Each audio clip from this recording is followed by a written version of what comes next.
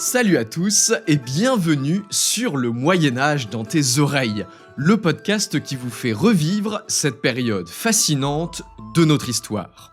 Guerre, épidémie, meurtre et trahison, mais aussi art, avancées scientifiques, foi et philosophie, laissez-moi vous raconter le Moyen-Âge comme si vous y étiez vraiment. Après les fêtes, on est nombreux à commencer l'année avec quelques kilos en plus. Pas la peine de faire semblant, hein. Et il faut bien dire que la succession d'occasions de festoyer, que ce soit la galette des rois, la Chandeleur ou Mardi Gras, eh bien ça n'aide pas. Mais alors comment faisaient les médiévaux pour garder la ligne à travers ce dédale de fêtes et de festins? Prenaient-ils eux aussi de bonnes résolutions pour maigrir avant l'été? Quelle perception avaient-ils du surpoids dans leur société? C'est ce que je vous propose de découvrir ensemble aujourd'hui. Allez, c'est parti!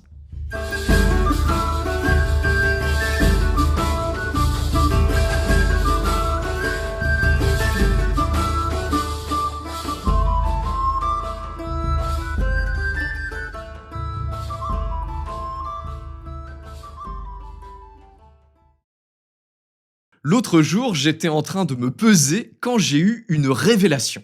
Oui, ça m'arrive souvent.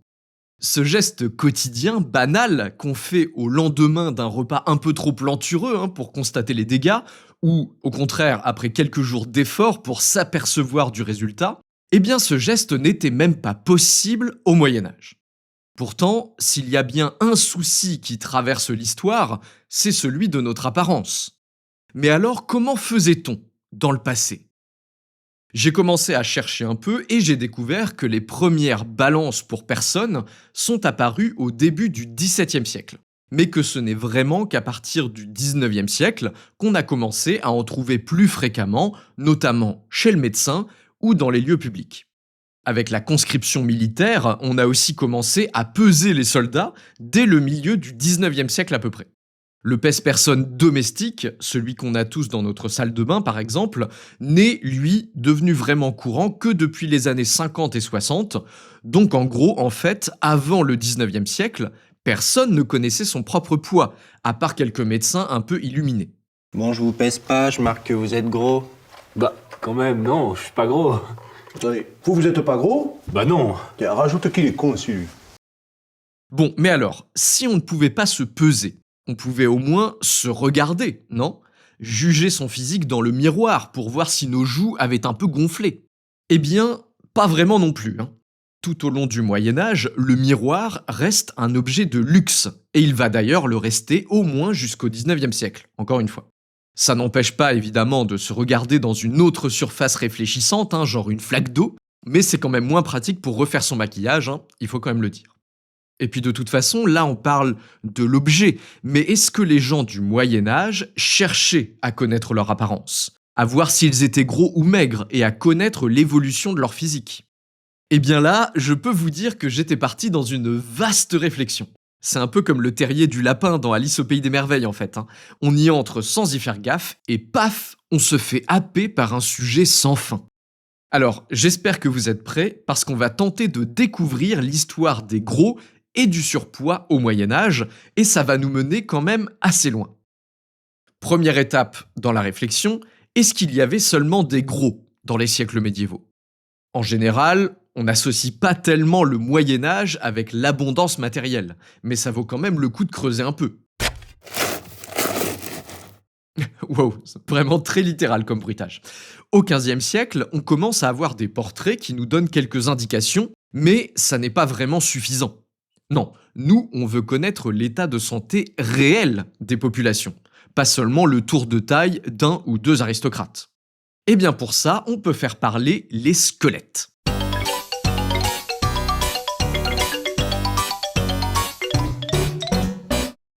Même plusieurs siècles après leur mort, les zoos recèlent encore plein de secrets sur la vie de leurs propriétaires.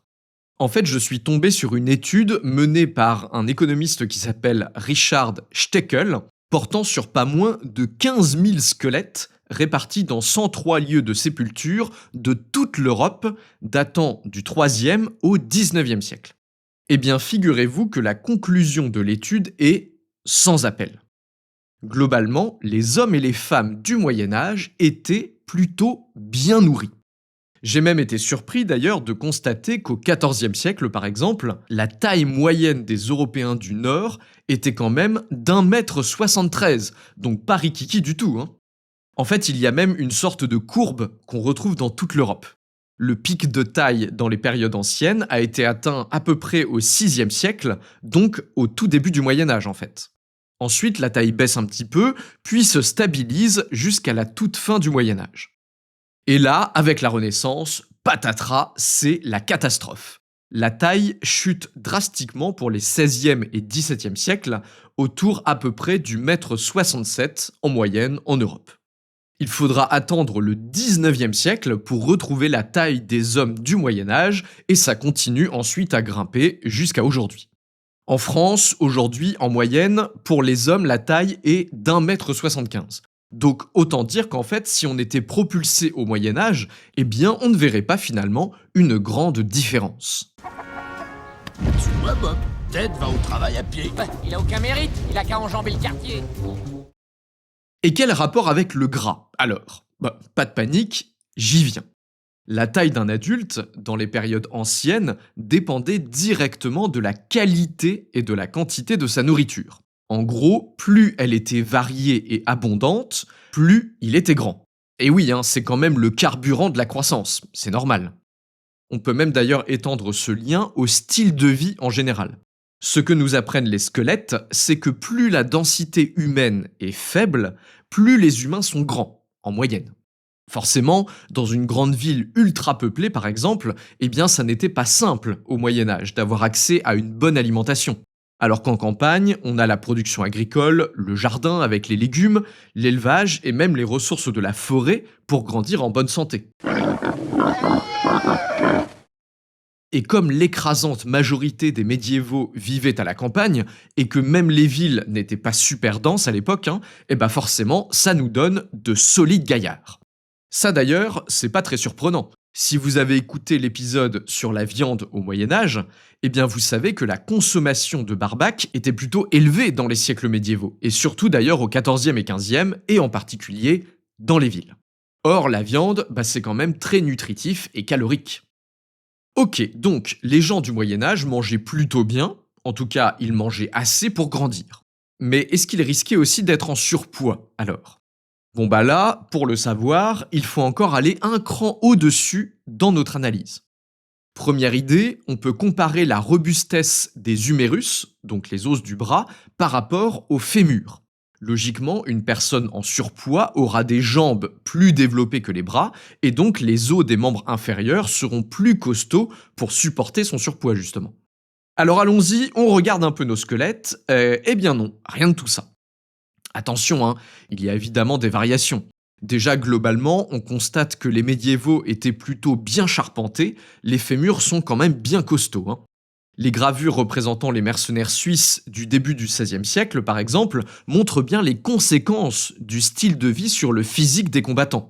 Urs Graf, qui était lui-même mercenaire, en plus d'être un dessinateur de grand talent, a réalisé des dizaines de gravures montrant des Suisses aux jambes noueuses et musculeuses, bien mises en valeur par leurs chausses moulantes. Il faut dire que ces mercenaires étaient de sacrés marcheurs et qu'en général, au Moyen-Âge, la vie quotidienne était beaucoup plus éreintante qu'aujourd'hui. On trouve notamment sur les squelettes beaucoup de traces de périostite, une sorte d'inflammation chronique due à un travail physique trop important. Donc c'était pas des feignants, ça c'est sûr, ça bossait dur. On voit aussi que les humérus, donc les os du bras, deviennent plus costauds en moyenne au cours du Moyen-Âge, tout comme les fémurs d'ailleurs. Ça, on peut l'attribuer à la part croissante de culture des céréales dans le travail quotidien, parce que le travail des céréales, ça demande énormément de puissance physique, contrairement à l'élevage, par exemple, qui était plus fréquent au début du Moyen-Âge. Et on voit aussi un autre truc assez intéressant, c'est la dégénérescence des articulations. L'arthrite, par exemple, était moins fréquente au Moyen-Âge qu'au XVIe et XVIIe siècle. Et ça, les archéologues l'interprètent, vous allez voir, c'est malin, par la charge de travail relative au salaire. En gros, un couple du XIIIe siècle avait moins d'efforts physiques à fournir pour nourrir sa famille qu'au XVIe siècle. Parce que le rendement financier d'une heure d'effort était meilleur, le salaire en fait était plus élevé par heure travaillée. Bon, mais tout ça, ça nous dit toujours pas s'ils étaient gros, les médiévaux. Alors pour le déterminer, on peut faire un tour du côté des dents, par exemple. Là, quand même, c'est pas la joie, hein. Sur la période médiévale, environ 10% des dents ont des caries, chez les adultes, et à peu près tous les vieux qui mouraient à 60 ans et plus avaient déjà perdu au moins une dent. Ça, la prévalence des caries et la manière dont les dents sont usées, c'est une vraie mine d'or pour les archéologues. Ça nous permet de savoir que les calories venaient en grande partie des glucides, et en particulier que les femmes, au Moyen-Âge, avaient en général un régime plus riche en glucides que les hommes. Pour ta santé, évite de manger trop gras, trop sucré ou trop salé. Alors, quoi d'autre ? On peut regarder les différences sociales, voir si on en trouve dans les squelettes. Quand on compare les sites archéologiques, on voit par exemple que la taille moyenne était plus élevée dans les sépultures de sites militaires que dans les sites urbains ou ruraux. Les guerriers étaient donc un peu plus grands que la moyenne, environ 2 cm. On peut regarder aussi du côté des moines et des ecclésiastiques, on trouvera peut-être quelque chose. Après tout, on dit bien gras comme un moine, non ? Alors que donne l'archéologie là-dessus ? Eh bien, au risque de vous décevoir, c'est pas tellement probant. Pour voir si un squelette appartenait à un adulte obèse, on peut chercher des traces de ce qu'on appelle la maladie hyperostosique. En fait, c'est une sorte d'ossification des tendons qu'on rencontre fréquemment chez les diabétiques et chez les obèses. On en trouve quelques-uns dans les cimetières, des squelettes qui portent ces marques. Par exemple, dans celui du prieuré de Sainte-Sonne de Chadénac en Charente, où un des moines était visiblement atteint de cette maladie. Mais là encore, c'est pas du tout la norme, et c'est même plutôt des cas isolés.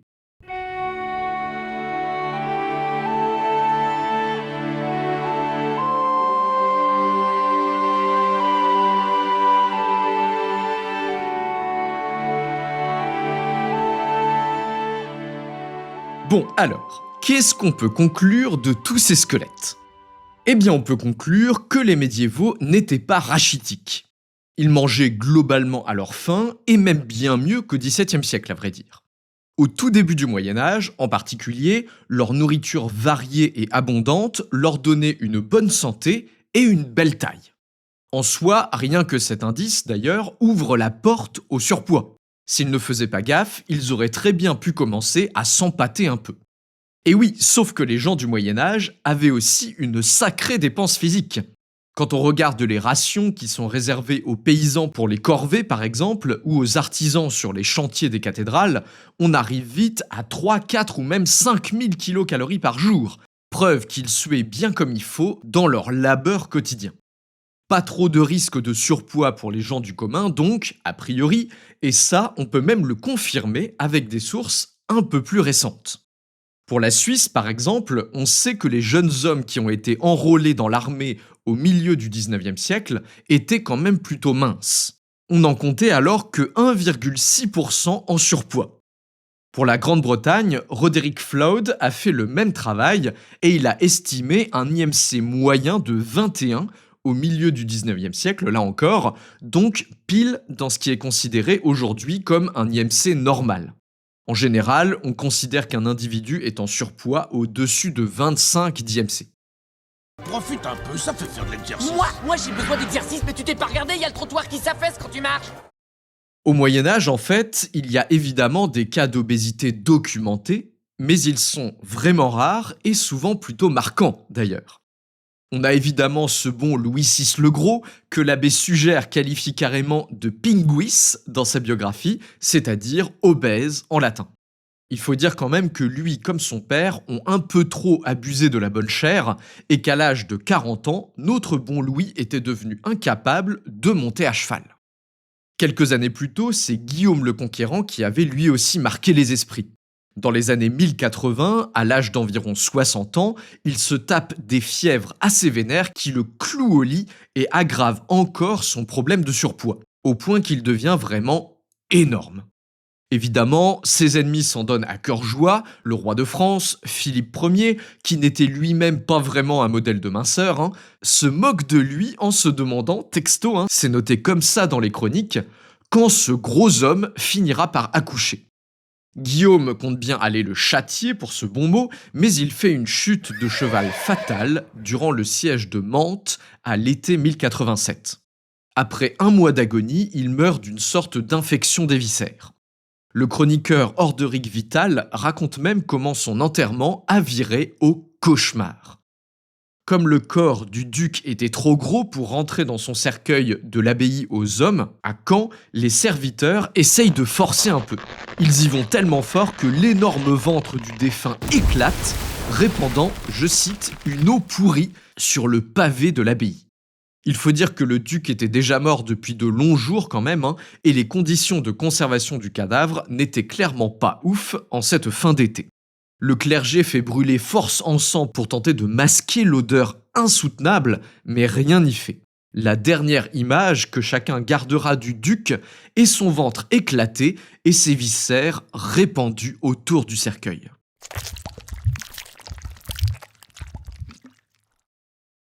Alors un peu plus proche de nous, on a aussi le cas d'Henri VIII, bien connu pour son obésité morbide durant ces dernières années. Blessé dans un tournoi dans les années 1520, le roi ne fait plus tellement d'exercice, mais par contre il continue à manger comme un ogre et son tour de taille enfle un peu plus chaque année. On a pu mesurer l'ampleur de la prise de poids avec la taille de ses armures. En 1514, le roi était encore une sorte de géant au physique athlétique, puisqu'il mesurait 1,90 m pour seulement 89 cm de tour de taille et 107 cm de tour de poitrine. En 1540, là, c'est une toute autre image. Le tour de taille a bondi à 137 cm et le tour de poitrine à 147. Sa blessure de tournoi à la jambe n'a jamais vraiment guéri d'ailleurs, et le monarque souffre d'ulcères qui le font terriblement souffrir. Mais alors, dans une société où l'écrasante majorité des gens étaient minces, comment percevait-on ce genre de physique complètement hors norme ? Qu'ont pensé les contemporains de Guillaume le Conquérant en voyant leur duc obèse montant tant bien que mal sur son cheval ? Eh bien, aussi étonnant que ça puisse paraître, pas grand-chose, en fait. Au contraire même, pour le peuple, il n'y avait là rien de vraiment problématique.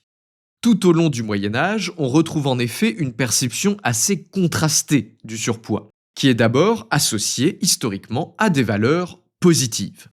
Le statut social, la santé, la richesse et surtout le pouvoir.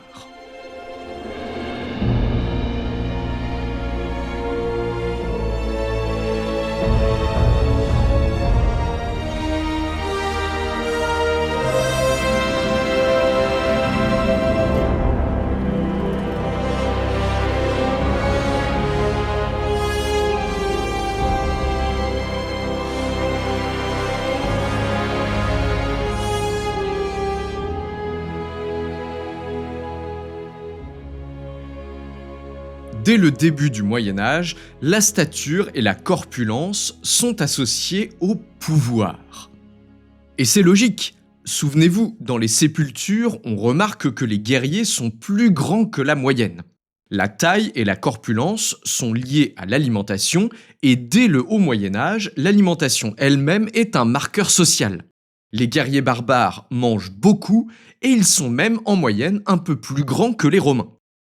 Le régime alimentaire, tout comme les exercices physiques liés à l'art de la guerre, crée des physiques costauds, charpentés, solides, quoi. Là où la différence est très marquée avec aujourd'hui, c'est qu'on ne distingue pas vraiment alors les physiques musclés des physiques gras. En d'autres termes, on ne se demande pas entre chevaliers quel est son taux de body fat. Je voudrais juste qu'on s'arrête un petit peu là-dessus parce que c'est vraiment important. Déjà, le vêtement. Durant tout le Moyen-Âge, la mode est plutôt au secret qu'au découvert. La nudité n'est pas absente, hein, évidemment, mais on la réserve plutôt à la vie intime et au bain, notamment. En 1597, par exemple, il y a cette phrase désarmante de pragmatisme dans la bouche d'une mère qui parle à sa fille dans un bouquin intitulé « Instructions pour les jeunes filles ». Quel besoin de se soucier de ses jambes, puisque ce n'est pas chose qu'il faille montrer. La mode évolue tout au long des 10 siècles du Moyen-Âge, hein, évidemment, mais au moins jusqu'au milieu du XIVe siècle, les volumes sont très importants. Les manteaux, les bliots et les cottes, qui sont le vêtement de tous les jours, ne laissent pas autant voir les formes du corps que nos t-shirts modernes, par exemple. On le voit bien dans l'iconographie, notamment dans les fresques italiennes du XIIIe siècle, par exemple. Les drapés sont lourds, volumineux, la forme du corps en lui-même disparaît derrière l'effet de style du vêtement. C'est encore plus vrai pour un guerrier en armure, évidemment. Le haubert du XIIe siècle n'est pas très saillant, hein, on va dire, sans compter qu'on l'associe souvent à une couche de vêtements rembourrés en dessous pour protéger des coups. Le physique, la forme du corps sont donc beaucoup moins évidents qu'aujourd'hui. Ensuite, on ne distingue pas vraiment donc le gras du muscle. Ce qui compte, c'est l'apparence globale, la solidité ou la fragilité d'une stature et évidemment l'efficacité, l'utilité d'un physique. Quand on voit Guillaume le Conquérant, par exemple, un grand gaillard qui devait mesurer, d'après l'étude de son fémur, environ 1,73 m, quand on le voit chevauchant son destrier, revêtu de son haubert et son casque sur la tête, eh bien ça en jette, et c'est ça qui compte. Ce qu'il appelle les bouleros, c'est du dragonal. Sur des données à haute dose, il a à peine somnolé 2 heures. C'est un costaud, hein? Si l'apparence générale est aussi importante, c'est parce qu'au Moyen-Âge, sous l'influence des auteurs ecclésiastiques, le corps devient peu à peu le miroir de l'âme. Les caractéristiques physiques reflètent les caractéristiques intérieures, comme un miroir donc, et l'apparence corporelle joue beaucoup dans le statut social et les qualités morales qu'on veut incarner. Quand on est un guerrier, par exemple, le corps doit exprimer la puissance, la virilité, l'énergie et la vigueur. Manger en abondance, ça permet de conserver cette force, de l'entretenir. Et c'est pour ça d'ailleurs que la règle de Saint Benoît proscrit la viande pour les moines, car elle est réputée entretenir l'ardeur virile et la chaleur du corps. La caractéristique physique de cette puissance, c'est un corps dur et solide. La dureté de la peau, la fermeté de la chair, c'est la conséquence de cette chaleur interne. Et oh, pas de blague, hein, on parle bien de la chair, hein, pas d'autre chose. Une chair molle et ballante sera au contraire la marque d'un tempérament faible et velléitaire, le contraire donc de ce qu'on attend d'un valeureux chevalier. C'est bien pour ça d'ailleurs que lorsqu'arrivent les premiers portraits réalistes, au cours du XVe siècle, les princes qui se font peindre acceptent d'être représentés tels qu'ils sont, même si de notre point de vue, ça n'est pas toujours très flatteur. Tenez, regardez le portrait du roi René d'Anjou, le bon roi René. Réalisé en 1474, il montre un homme vieillissant et plutôt bien en chair, hein, avec même un sacré double menton. Eh bien ça, c'est normal pour un grand prince. Il faut que le physique montre l'opulence et la richesse du train de vie. D'ailleurs, petite anecdote, c'est de là en fait que vient le mot d'embonpoint. Aujourd'hui, embonpoint, ça veut plutôt dire quelqu'un de replé ou de grassouillé. Mais lorsque le mot apparaît au XIVe siècle, il est en fait très positif.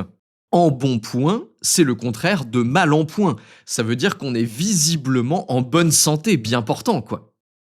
Et d'ailleurs, il n'y a pas que les princes qui se font représenter un petit peu gras. À partir du XVe siècle, l'iconographie commence à s'intéresser aux métiers communs. Et ce sont désormais les cuisiniers qu'on affuble d'un bon bide bien sphérique. Là, évidemment, on ne parle pas de vertu morale, hein, mais c'est presque une publicité, en fait. Un cuisinier rondouillard renvoie à l'abondance, à la bonne chair, au plaisir gustatif qu'il procure à ses riches maîtres. C'est de la potion magique? Non, c'est de la soupe de bain. Même chose d'ailleurs pour les nourrices. La savante Trotta, qui rédige plusieurs bouquins sur la santé féminine, explique par exemple, au milieu du XIIe siècle, dans le De Curis Mulierum, donc du soin des femmes, qu'une nourrice doit être, je cite, modérément grasse, bien en chair, car c'est le signe d'un lait de bonne qualité et d'une bonne santé qu'elle va communiquer à l'enfant qu'elle allait.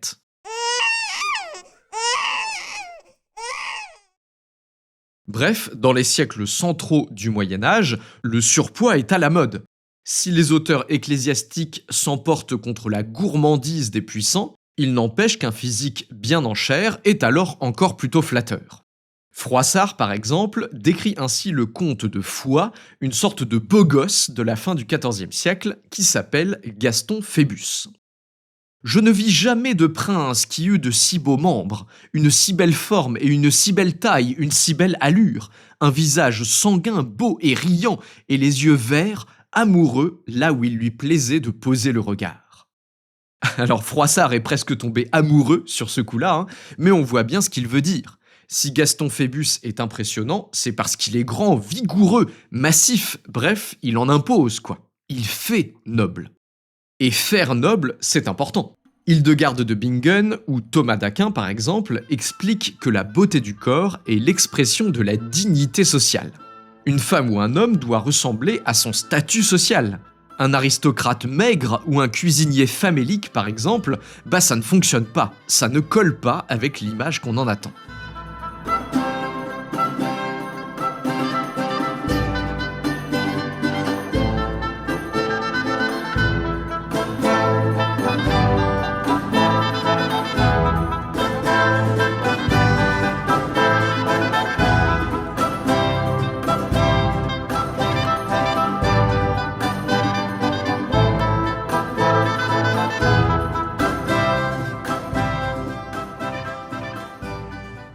Le cœur du Moyen-Âge va voir la perception du surpoids amorcer un changement majeur. 3 agents vont venir s'attaquer au gras aristocratique et promouvoir une nouvelle forme d'élitisme corporel, et ces 3 agents sont l'Église, les médecins et les romans de chevalerie. À partir du milieu du XIIe siècle, l'Occident se passionne pour la diététique. Les traductions depuis l'arabe permettent de redécouvrir les travaux d'Hippocrate et surtout de Galien, et la théorie des humeurs se renouvelle chez les médecins. Or, la théorie des humeurs, c'est avant tout une théorie de l'équilibre. Tout ce que l'on ingère, liquide comme solide, a un impact sur l'équilibre interne, en tout cas d'après les médecins. Ils se mettent donc à faire l'éloge de la modération en toutes choses et à proposer des recettes et des diètes qui collent aux besoins de leurs riches clients, nobles avant tout, puis bourgeois à partir du XIVe siècle, mais tout en restant évidemment dans un sage équilibre global. Cet éloge de la modération rencontre un écho important chez les catégories dominantes, car il croise en fait un autre mouvement, celui d'une sorte de religiosité croissante, on va dire, chez les laïcs. Il est pris dans le salon maintenant. Béatrice! Et alors? Ne hurle pas si j'ai envie de prier, il prie. La pureté évangélique et l'exemple du Christ ont une influence en particulier chez les élites urbaines qui se mettent à tempérer leur vie pour se rapprocher de ce modèle christique. L'exemple le plus connu, c'est notre fameux Saint Louis. Bien qu'il ait de quoi festoyer en permanence, il s'astreint à un régime strict et à une vie très frugale, parfois même d'ailleurs au mépris de sa propre santé. Allez écouter les 3 parties de l'épisode sur ce roi si vous voulez en savoir plus, et notamment la 2e. Plein de laïcs riches, aristocratiques comme bourgeois, se mettent en fait à faire la même chose, chacun évidemment à son niveau. Les festins pantagruéliques des seigneurs carolingiens sont en fait un peu passés de mode, on dirait.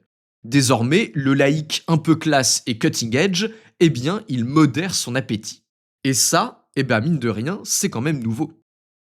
Et puis surtout, il y a le match du siècle, le combat de titans entre 2 poids lourds du bestiaire médiéval, j'ai nommé l'ours et le lion. À ma droite, Messire l'ours. Roi des animaux chez les Germains, il domine le panthéon symbolique des peuples barbares et inspire les plus valeureux guerriers. Sa puissance exceptionnelle et sa férocité font de cette colossale masse de muscles, de gras et de poils un adversaire digne des plus grands héros. Cette force de la nature régénère son énergie titanesque en se goinfrant de saumon au point de gonfler comme un ballon avant d'aller s'assoupir pendant les mois d'hiver au fin fond de son terrier. Dès le XIIe siècle, cependant, l'ours perd du terrain. On l'accuse d'être un glouton et surtout de représenter les puissances païennes que l'Église veut anéantir dans la société. Un dangereux challenger vient alors lui contester son trône. À ma gauche, Sa Majesté le Lion.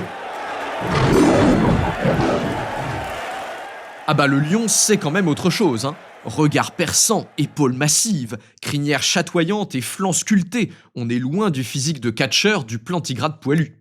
Tout le monde le veut sur son blason, et il incarne la nouveauté, la mode d'une chevalerie innovante. C'est Yvain, le jeune chevalier au lion, brillant et conquérant, face au roi Arthur, le vieil héritage celte, au nom dérivé de celui de l'ours. Bon, j'exagère un peu, mais vous avez compris, les modèles aristocratiques du Moyen-Âge central évoluent beaucoup, avec notamment la littérature courtoise, style le roman de la Rose, et les romans de chevalerie comme influence majeure. Les héros de ces récits ne sont plus les immenses guerriers ventrus de l'ancien temps. Non, là c'est tout de même une autre classe, attention. Lui est élancé, sportif, doté d'un port altier et d'une belle allure. Elle jouit d'une belle poitrine et d'une taille de guêpe, d'un cou délicat auquel de beaux cheveux d'un blond éclatant servent d'écrin. Et oui, les normes de beauté amorcent, dès le XIIe siècle, un vrai bouleversement qui va culminer au XVe siècle. C'est très clair chez les femmes, notamment. Les descriptions de la beauté médiévale parfaite concordent pour désirer une taille fine et une poitrine ferme, sans être imposante, un physique tout en modération et en élégance, finalement. En 1504, par exemple, dans son bouquin qui s'appelle « Les enseignements à ma fille », la sœur de Charles VIII, la fameuse Anne de Beaujeu, se moque d'une courtisane qui avait serré sa robe au maximum pour paraître plus fine, justement. Elle était tant serrée et estreinte dans ses habits que le cœur lui faillit. Chez les hommes, la mode va mettre un peu plus longtemps à rattraper cet idéal. Dès le milieu du XIVe siècle, les vêtements masculins se font plus ajustés, plus près du corps, et au milieu du XVe siècle, on arrive même à la fameuse mode du sablier. Les jeunes hommes élégants soulignent alors la finesse de leur taille avec des épaules généreuses, tandis que des chausses moulantes révèlent toute leur musculature aux dames les moins farouches. Là, l'embonpoint n'est plus tellement un atout. Avec cette mode ultra saillante, le moindre kilo en trop vient perturber toute la tenue et casser la silhouette de guêpe recherchée par l'élite aristocratique masculine. Et puis de toute façon, les armures de plate, qui sont alors à la pointe de la technologie, sont elles aussi très ajustées. Un peu trop de relâchement aux fêtes de Noël et paf, il faut des mois pour fabriquer un nouveau costume de métal aux nouvelles dimensions.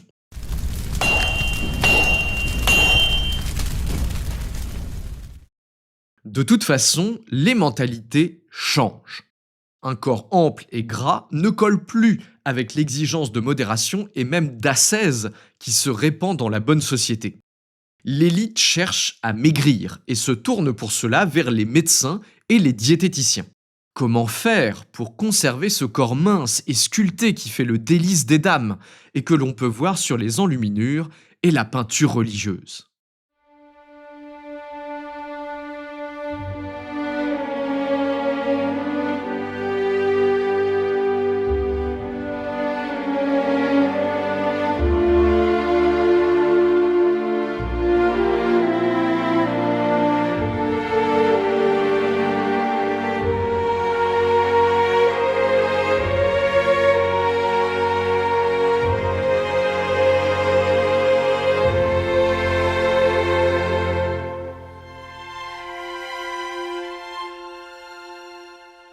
Les médecins commencent à s'intéresser au surpoids et aux remèdes à proposer aux riches clients qui le souhaitent. Il faut dire que Sans être un stress permanent non plus, on voit tout de même quelques indices montrant une certaine inquiétude à ce propos chez l'élite aristocratique et bourgeoise. Dans les années 1520, par exemple, un grand bourgeois autrichien du nom de Matthäus Schwarz a fait dessiner un livre le représentant en train de porter ces différents costumes année après année. Matthäus, c'est une sorte de fashionista. Il adore les vêtements à la mode et il est surtout très soucieux de son apparence. Il faut dire qu'il a alors un poste plutôt enviable, puisqu'il est le comptable en chef de la dynastie des Fugger, un véritable empire commercial qui est alors au sommet de sa puissance. Une bonne partie de son salaire passe donc dans ses commandes au tailleur, mais on sent que Matthäus n'est pas très serein. L'année de ses 29 ans, il se fait représenter nu comme un verre, vu de face et de dos, ce qui est absolument rarissime à l'époque. Moi, je trouve que ça te fait bien. Carrure de mâle. Mais ouais, ça se porte comme ça, ma gueule. Virilité. Et clairement, sur ces deux images, on voit que les excès commencent à se faire sentir. Il est plus grassouillé que gros, mais on sent qu'il n'est pas loin non plus de perdre ce fameux physique en sablier qui faisait sa fierté dans sa vingtaine, et ça l'inquiète. Quelques décennies plus tôt, au cœur du XVe siècle, c'est le grand prince Galeazzo Sforza, le tyrannique maître de Milan, qui se fait réaliser un corset bien ajusté pour pouvoir continuer à s'empiffrer sans que son apparence officielle n'en fasse les frais. Filippo Maria Visconti, qui régnait lui-même sur Milan dans les années 1430-1440, refusait carrément de se faire tirer le portrait, malgré la mode qui se développait à cette époque-là, trop complexé qu'il était par son double menton et son physique de barrique.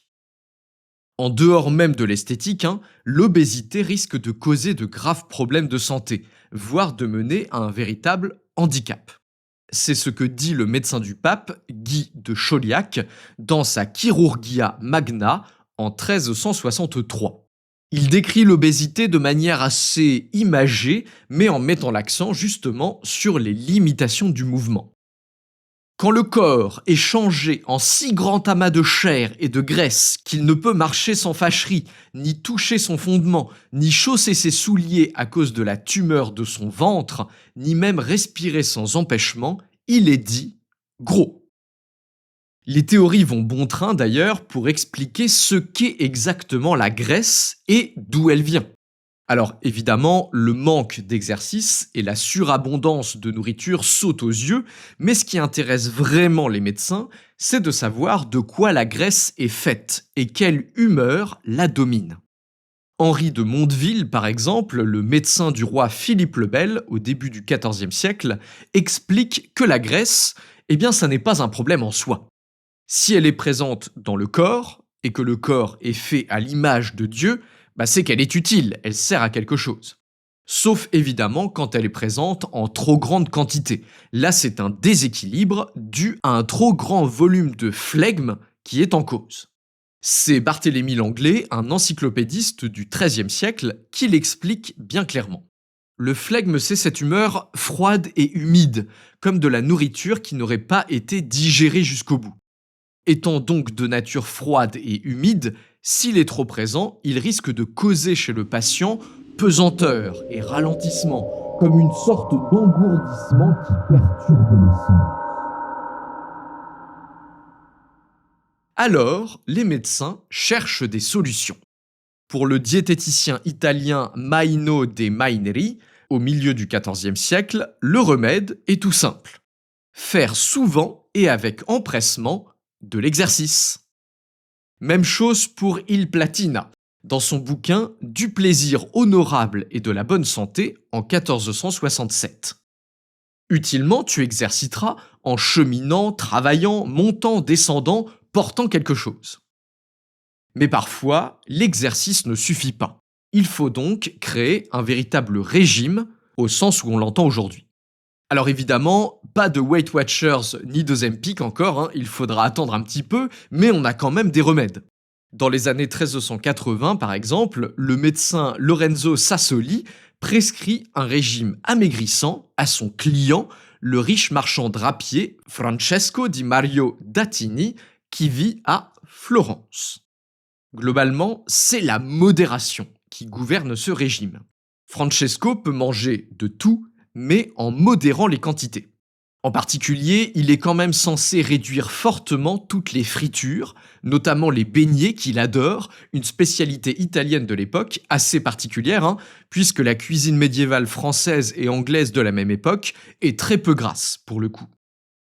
Le médecin recommande d'accompagner ces plats de condiments qui, par leur vertu asséchante, vont réguler son trop-plein de flegme, notamment du vinaigre, sympa, et des olives salées. Côté viande, il vaut mieux qu'il se concentre sur la volaille plutôt que sur le porc et qu'il évite les fruits. Le pire, c'est ce qu'il appelle les fruits tristes, les châtaignes, les pommes, les poires et les baies de toutes sortes. Alors, ça peut paraître étonnant, mais les médecins du XIVe siècle ont une sainte horreur des fruits, qui sont pour eux beaucoup trop froids et humides pour une bonne santé. Il y a même des diététiciens pour affirmer qu'ils connaissent des gens qui sont morts d'avoir mangé trop de melons ou de pastèques. Alors il faut faire gaffe. Je ne te servirai pas ton poulet frit et tes pastèques quand tu viendras bouffer à la cantine. Chef, oui, chef! En tout cas, c'est peine perdue pour le pauvre Lorenzo. Francesco aime trop les bons bouillons, les fromages bien gras, les figues bien mûres et en abondance, comme il l'écrit dans ses lettres, pour s'astreindre à de la volaille au vinaigre à chaque repas. Là d'ailleurs, on voit bien à quel point les mentalités changent quand même très lentement. Le médecin prêche la modération, c'est à la mode, mais Francesco est encore dans cette idée qu'un grand bourgeois se doit de bien manger et d'offrir des repas copieux à ses amis, sinon en fait il passe pour un radin qui ne sait pas s'amuser. Et pourtant, lentement mais sûrement, les mentalités poursuivent leur évolution. Dans la deuxième moitié du XVe siècle, s'amorce un véritable basculement. Le surpoids, et en particulier l'obésité, deviennent la cible de moqueries et de discours de plus en plus virulents. Le relatif équilibre médiéval face au surpoids glisse lentement vers une dénonciation de l'obésité qui n'est plus seulement médicale, mais qui devient véritablement morale. Désormais, être gros, ce n'est plus seulement un manque d'élégance, c'est mauvais en soi.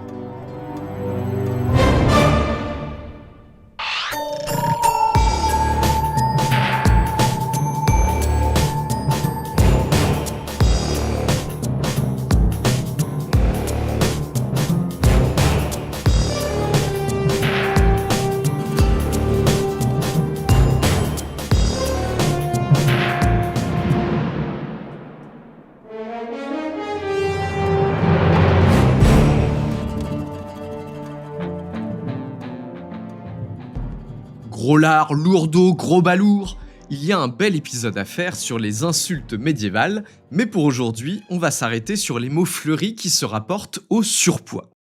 Au cœur du Moyen-Âge, justement, c'est assez rare. Quand on veut se moquer de quelqu'un, quand on veut le secouer un peu, on le traite plutôt d'hérétique, de sorcier, de putain ou de paillard, mais on ne fait pas tellement référence à son physique. D'ailleurs, ça se voit aussi dans l'iconographie ou même dans les textes. C'est rare que l'apparence d'un personnage soit vraiment mise en avant. Et on ne voit presque jamais de sérieux embonpoint dans les miniatures ou dans les fresques. À la toute fin du XVe siècle, et surtout à partir du XVIe siècle, là, c'est au contraire la fête au gras. La raillerie physique fait alors son grand retour. Dans le 6e texte des 100 nouvelles nouvelles, un recueil de petites farces des années 1460, l'auteur décrit un des protagonistes comme étant un grand et lourd Hollandais, d'une démarche lourde et pesante, qui agresse un prêtre qui croise malheureusement son chemin. L'adjectif lourdeau apparaît en fait au début du XVIe siècle pour décrire un individu au physique replé et à l'intelligence ralentie. Vraiment, par moments, tu peux être brillant, puis à d'autres moments, on a vraiment l'impression d'avoir affaire à un gros lourdeau. Qui est gros lourdeau, là? À la fin du XVIe siècle, le personnage de Falstaff, un gros ventripotent créé par Shakespeare, reçoit des sobriquets qui sont pas toujours très sympas. Grosse bedaine, aimable ballon, matelas de chair, vieux pourceau, pain de suif, la liste est longue. Le changement de mentalité est particulièrement clair dans la littérature et l'iconographie, justement.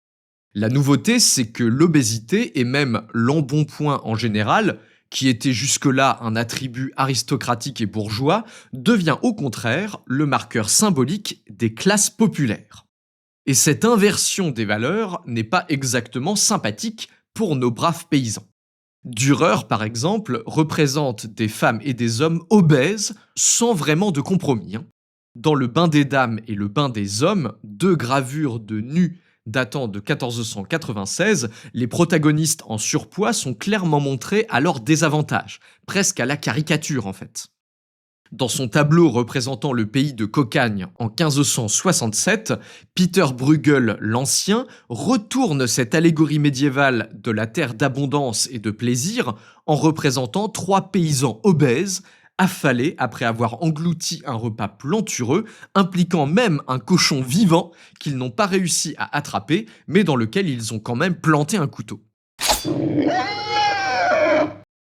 C'est aussi à cette époque, avec la réforme de Luther, qu'on commence à voir la figure du moine ventripotent se développer.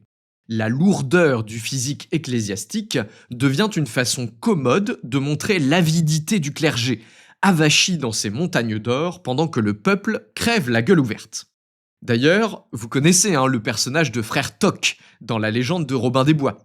Eh bien, il apparaît justement avec son ventre bedonnant à la fin du XVe siècle. Ce moine gras du ventre se balancera au bout d'une corde au lever du jour. Même Ambroise Paré-Simé.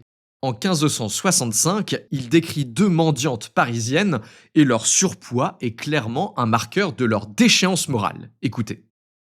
Grosse potelée et fessue canardière, demandant l'aumône à la porte du temple, et la grosse garce fessue, potelée et en bon point, âgée de 30 ans environ, laquelle disait être de Normandie.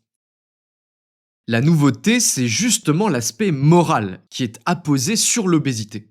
Et pour bien comprendre, ça vaut le coup de faire un petit retour en arrière chez nos amis les moines.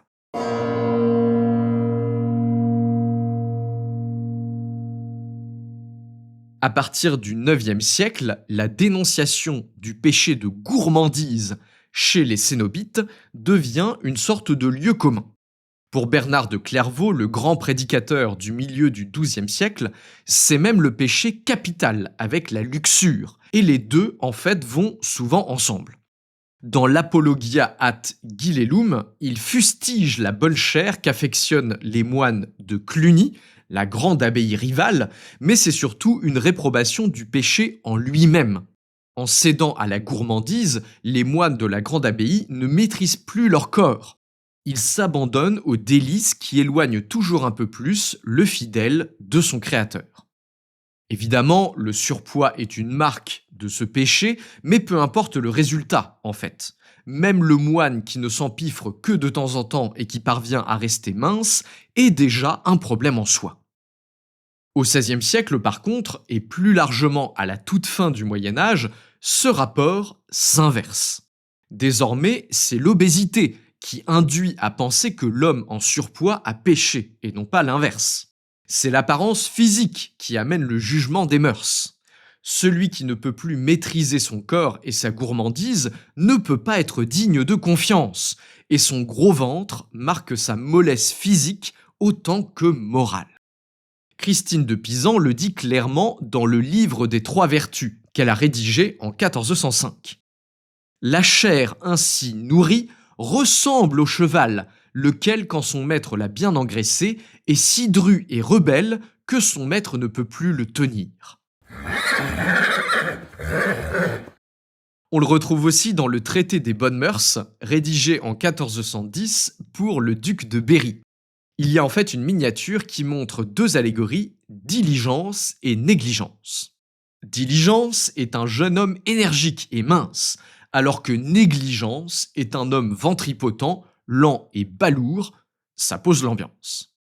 C'est d'ailleurs le développement de la culture de cour qui commence au XVIe siècle et qui va atteindre son pic à l'époque de Louis XIV, qui va encore accélérer ce discours anti-gros.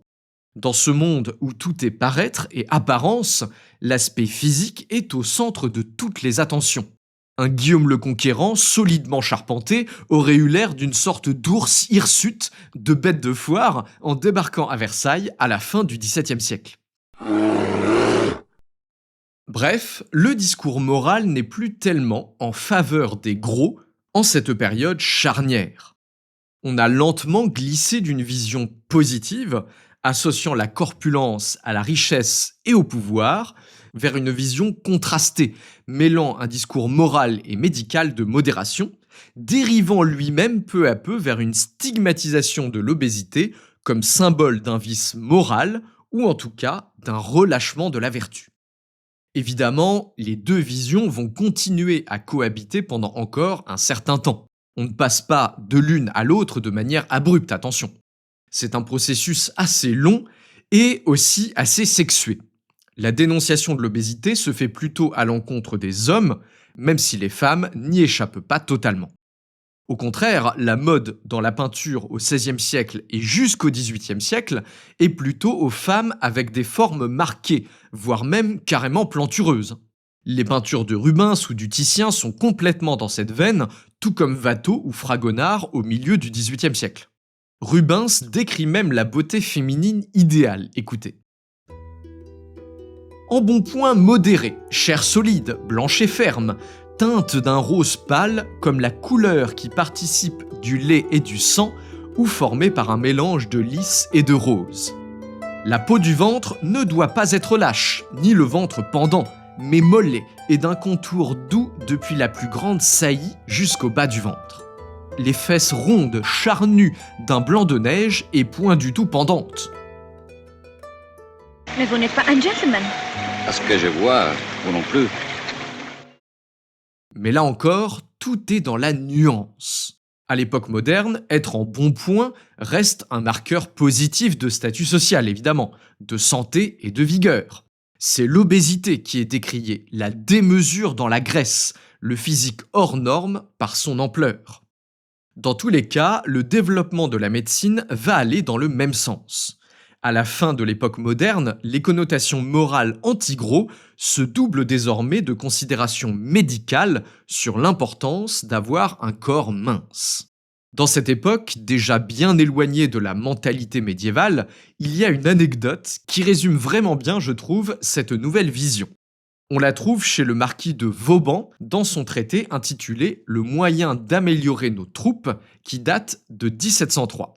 Et il dit, je cite, « Les gourmands et les gros sont incapables de servir, et gens à qui on ne peut confier une affaire importante. » C'est désormais un temps de lion, le triomphe de ce félin racé et musclé, laissant bien loin derrière les siècles médiévaux contrastés, ceux où les guerriers ours inspiraient l'admiration du peuple et où la société oscillait perpétuellement entre deux injonctions contradictoires.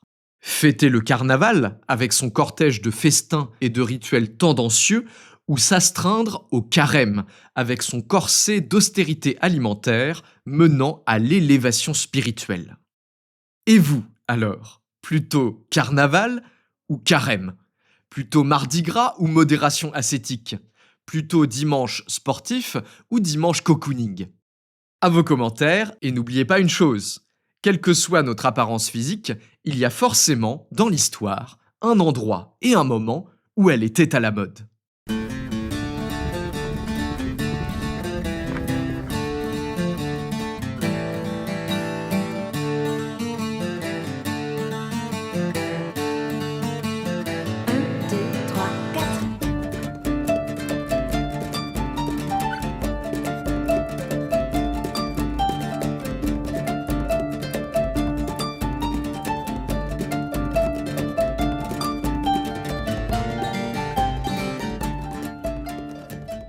Merci à tous d'avoir écouté ce nouvel épisode du Moyen-Âge dans tes oreilles. J'espère que cette plongée dans l'histoire du gras vous a plu. En tout cas, de mon côté, j'ai adoré travailler sur l'état de santé des populations anciennes. C'est un sujet que je trouve fascinant et j'ai hâte de l'explorer dans d'autres épisodes. En tout cas, si vous aimez ce que je fais, n'hésitez pas à liker, commenter et partager cet épisode. C'est la manière la plus simple de soutenir mon travail. Si vous pouvez vous épargner quelques écus, vous pouvez également vous rendre sur ma page Patreon, dont je vous mets le lien en description. Vous y découvrirez des épisodes premium, des goodies du podcast et même plusieurs formules d'abonnement pour mettre encore plus de Moyen-Âge dans votre quotidien. Un immense merci à vous pour votre soutien, quelle que soit sa forme. Dans le prochain épisode, je vous emmènerai voyager au cœur d'un continent bien mystérieux pour l'Europe du XIVe siècle, l'Afrique. On partira rencontrer l'empereur du Mali, Mansa Moussa, le propriétaire d'une fabuleuse réserve d'or qui a fait fantasmer toutes les monarchies européennes jusqu'à ce que les Portugais ne décident d'aller voir par eux-mêmes ce qu'il en était. Caravanes poussiéreuses, montagnes de métal précieux, pèlerinage à la Mecque et empire des tropiques, tout ça dans le prochain épisode. À la prochaine!